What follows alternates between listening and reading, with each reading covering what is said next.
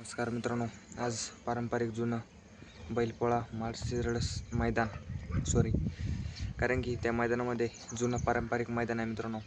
एकूण 104 गट पळाले आणि आता आपल्याला सेमीचा एकूण 11 सेमी आणि त्या सेमीमध्ये आपल्याला 11 नवीन चेहरे का जुने चेहरे फायनलसाठी प्राप्त मिळणार या मैदानामध्ये.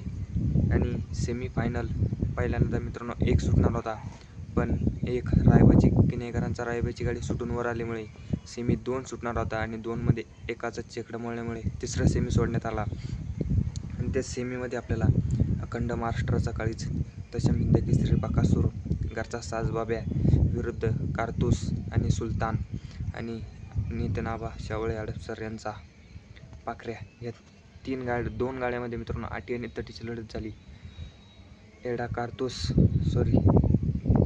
सुलतान आणि कारतूस आणि बकासूर 2 गाड्यामध्ये आटी आणि तटीची लढत होती मित्रांनो.